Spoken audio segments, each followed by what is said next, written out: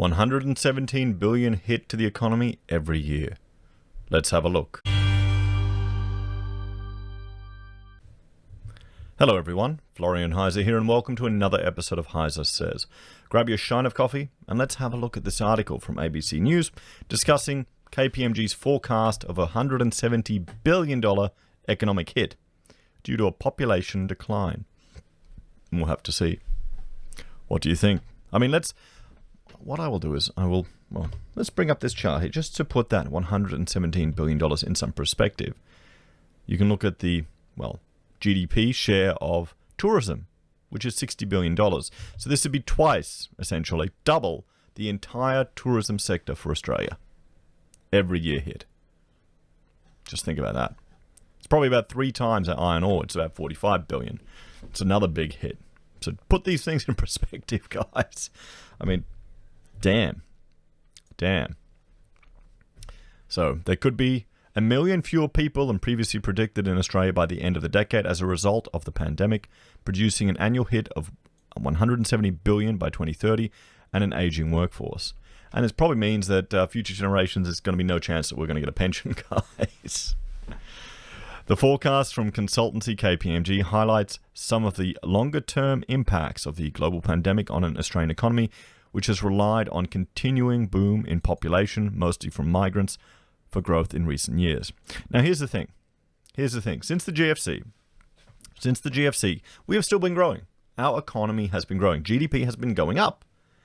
But if you look at it on a per capita basis, that GDP growth has been below trend, and trend is just where it's been going forever. If you go right back to when the first per capita data in the 70s, and I did this in a video, we've been below trend. So one could argue that the economy has been depressed since the GFC. We've been in a depressed state of growth. We're continuing to grow, but per person the growth is decreasing. So I'd say that would be why perhaps our wage growth has been, off the mark, shall we say. And RBA has been slightly inaccurate with their calculations.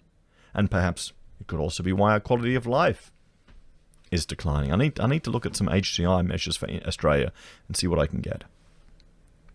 So even if a vaccine is found within 12 months, according to KPMG, the shortfall in previously forecast population will be around 420,000 by 2030. But if there's no vaccine for at least 2 years, it would be 1 million people. The forecast raises the question of how the country best rebuilds its migration program post-pandemic. See, here's the thing. It all comes back to migration. And our population growth here in Australia has been heavily dependent on migration for a long time. But usually, natural increase has been higher. We're still not meeting replacement birth rates. We're not hitting 2.1, which is the number that you need to maintain a culture and a civilization. Maybe we need to look at Hungary's approach to try and encourage natural reproduction in the country. But I think, sadly, so many people seem to just don't want to have kids, or putting it off, or buying into the BS that is bad for the environment. And kids aren't that expensive, guys. Trust me, I know. They don't cost that much. You just don't spoil them. It's really easy. It's more cost effective the more you actually have. The more you have, it's actually more cost effective. Anyway. At a time when there are already political pressures to limit migration in future, if unemployment is already high, and we're sitting at, over 7.4%. If you look at the Roy Morgan one, it's even worse. I need to have a shot of coffee. I'm getting tired from all my talk. It's good. KPMG said that in the absence of a vaccine in the next 2 years, Australia's population in 10 years is projected to hit 28 million rather than 29 million predicted by the ABS before the crisis. But what if they develop a vaccine and then in 3 years' time it's no longer effective? That's the thing.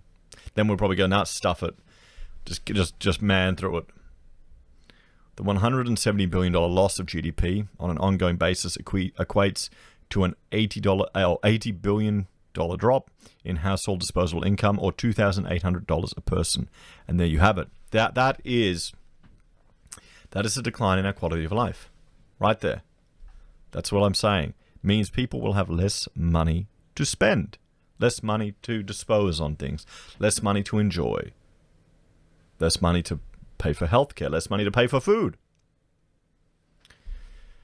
What net overseas migration does is it gives us a demographic dividend, KPMG chief economist David Brendan Ryan told 730. Now, here's the thing. Here's the issue with all of this. You need to understand that a lot of the economic modeling with regards to migration is based on older data, and the older data had migration with much more compatible groups.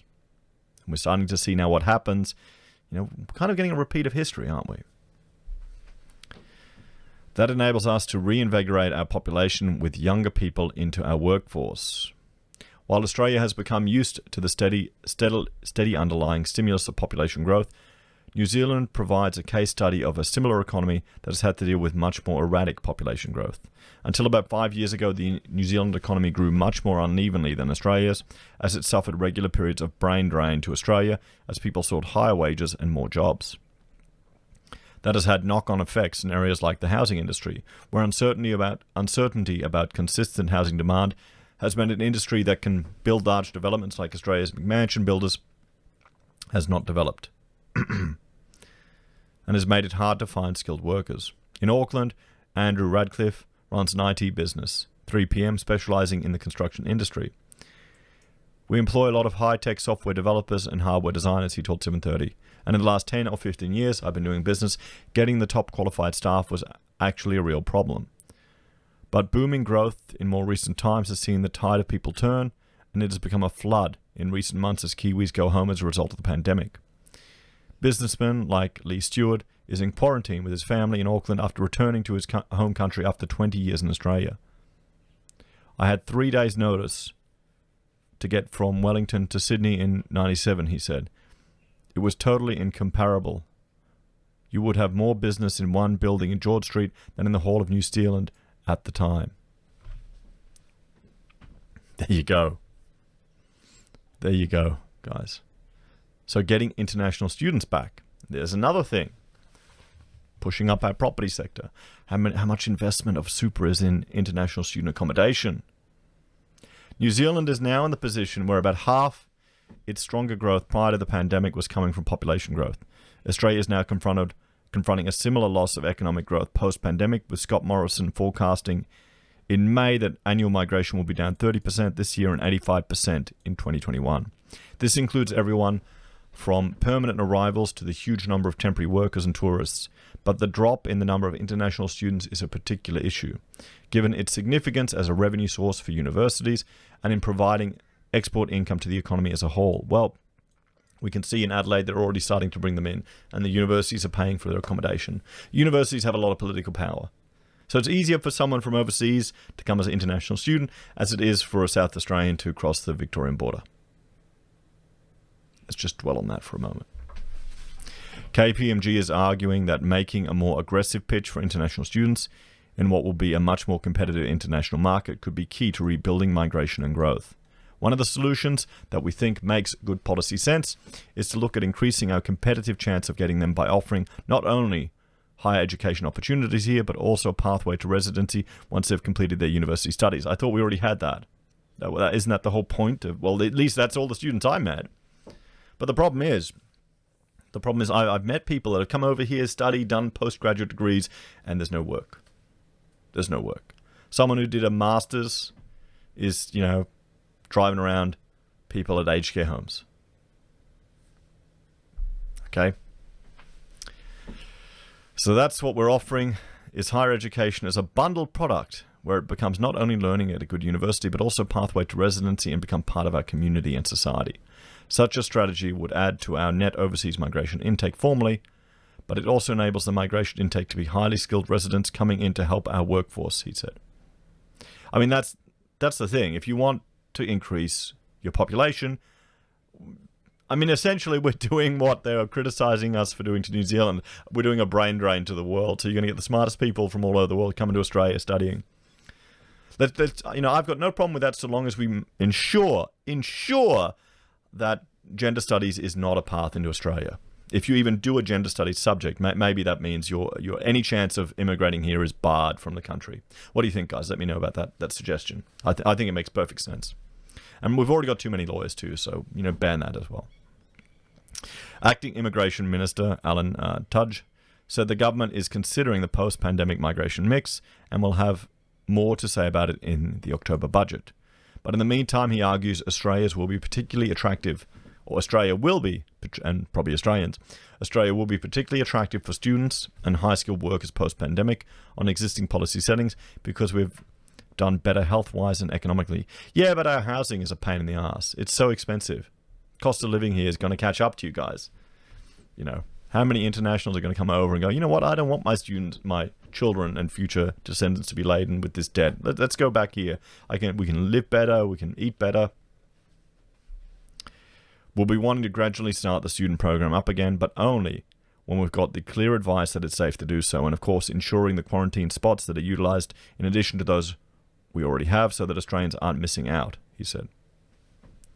Labor's immigration spokeswoman, Senator Christina Kennelly, created controversy in May when she argued there was a question over whether Australia should restart a migration program in the same numbers and in the same compositions before the crisis. Yeah, that's the thing. How's that even? That's a controversy in Australia here. Because, frankly, they want them to prop up the housing market. That's my argument there. It's everything else is bullshit. It's just to prop up housing. Prop up housing. You know. Our answer should be no. Our economic recovery must help all Australians get back on their feet. And to do that, we need a migration program that puts Australian workers first. Wow, she's sounding like a One Nation member, isn't she? Mr. Tudgy acknowledges that migration does not just have a cultural or social impact, but is a significant contributor, not just to GDP, but per capita growth. It is making us all wealthier. No, it's not. Per capita growth is dropping. It's been dropping since the GFC. It's dropping. It's going down. He does not anticipate problems of competitive job pressures, noting much of the migration program is demand-driven and depends on employers not being able to find Australians to do the job. My expectation is the sponsored skilled migration stream will be much lower because there will be more Australians looking for work, he said. What do you think, everyone? What do you think? Let me know your thoughts and opinions in the comments below, guys. Please like, share, and subscribe to the channel. If you're a fan and want to support the content I create here, there are a few ways you can. You can join the channel on YouTube or Patreon. You can support us using our affiliate links at Amazon, eBay, Independent Reserve, or Kucoin. You can buy our merch from HeiseSays, use Gold Pass from the Perth Mint, or support us via PayPal. Take care, have a great day, and I will see you all in the next video.